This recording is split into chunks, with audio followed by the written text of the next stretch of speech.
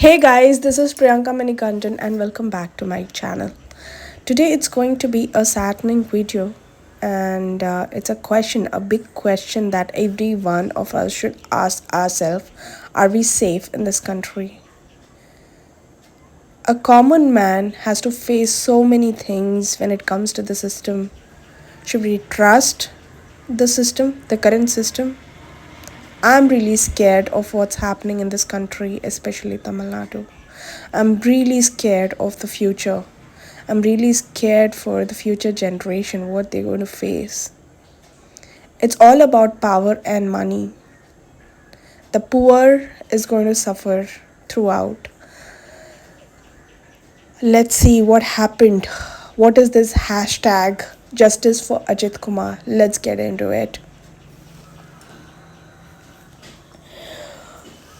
A young temple security guard was picked up by a special police team without an FIR, beaten until he lied, tortured until he collapsed, declared dead before he could tell the world his side of the story.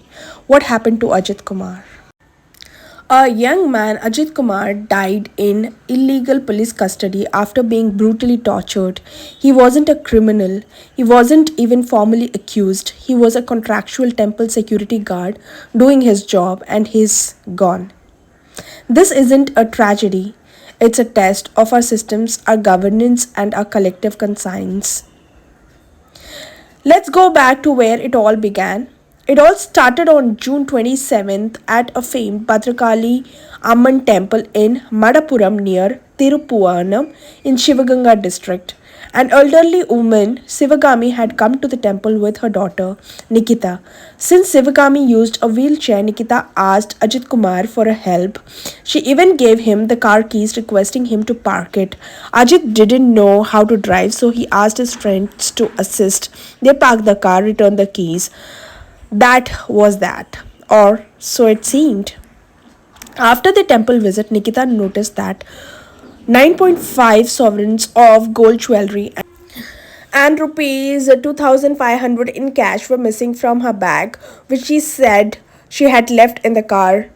She said her mother had brought the jewelry along because they were headed to a scan center where metal ornaments aren't allowed. Suspicion, of course, turned toward Ajit. Now, normally, this is where the law should have taken over: a written complaint, an FIR, an official investigation. But in this case, none of that happened. On Nikita's oral complaint alone, the Tiruppuvanam police picked up Ajit and his friends for questioning. They found nothing, so they let them go. But the next day, under instruction from the Manamadurai DSP N. Shanmuga Sundaram, a special police team was asked to properly interrogate Ajit Kumar, and from that point on, the story turns dark. Ajit was picked up again. He wasn't taken to the police station. Instead, he was moved from place to place to avoid public attention. A veterinary hospital, a place near Adi Dravidar Hostel, a grove. Ajit was tortured, beaten with lathis and pipes. He was forced to confess. According to his younger brother, Naveen, at one point desperate from relief from the pain, Ajit lied. He told the police he had hidden the jewelry at a goshala in the temple. When they brought him back to the temple to recover it, Ajit told them the truth. He hadn't stolen anything. He had only claimed to have stolen them to make the beating stop. The response: they beat him again. This time, they sprinkled chili powder on his face and private parts. Eventually, he collapsed. He was rushed to a private hospital, but the doctors, shocked at the extent of his injuries, refused to admit him. He was then taken to a government hospital, but by then, Ajit Kumar was already dead. What followed was an attempt to cover it all up. A head constable filed a complaint claiming Ajit had an epileptic seizure while trying to escape custody. But this explanation fell apart quickly. A public agitation broke out. Local residents, especially women, came forward. They had heard Ajit's cries, tried to intervene, but were sent away by the police. And then a short video clip filmed secretly by a witness showed the police beating Ajit inside the temple premises. Following a massive outrage, the government acted but in stages. First, six policemen were suspended, then five arrested. The probe was transferred from local police to CBCID and then finally to the CBI. The action also shifted to Madurai bench of Madras High Court, where public interest litigations were filed in connection with the case. Justice S.M. Subramanian, leading the division bench, made scathing observations. He called it what it is, a police organized crime. The state has killed its own citizen. He said even an ordinary murderer would not have caused this much injury to a person. He pointed out the obvious that Ajit was not even an accused. Since no FIR had been filed, he had no criminal record, just a young man doing a small job trying to make the ends meet.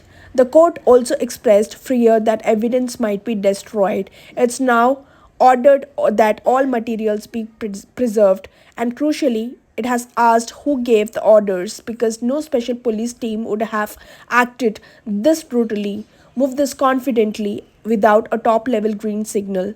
Justice Subramanian said it clearly, no IPS officer would go to a spot and beat a person if he has given instruction or failed to supervise. He is liable. Meanwhile, whispers are growing louder.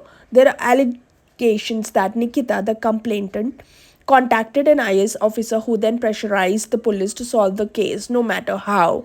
Now the DSP has been suspended, the Shivaganga SP transferred and kept on compulsory wait. The Chief Minister M.K. Stalin himself has spoken to the Ajit's mother, expressed regret, offered a government job for Ajit's brother and a housing plot. But the pain runs deeper than compensation. Ajit's family has lost their son. The state has lost. This isn't the first time we have seen something like this. In 1993, it was Rasakan of Kadalur, on whom the film Jai Bhim is based on. In 2020, it was Jairaj and his son Benix in Santakulam. And now Ajith Kumar in 2025. In fact, 490 deaths were reported while suspects were in judicial or police custody between 2016 to 17 and 2021 to 2022. There is just one pattern: custodial torture turning into custody killing. The High Court has directed the Madurai 4th Additional District Judge to conduct an inquiry and submit a report on July 8th. The full postmortem report is awaited and more revelations are expected. The court has also called for protecting witnesses in this case. The man who recorded the video of the police brutality has sought protection. Please do subscribe to my channel for more videos like this. It really moved, and I usually put videos on temples and the things that shake me up, and this really shocked me.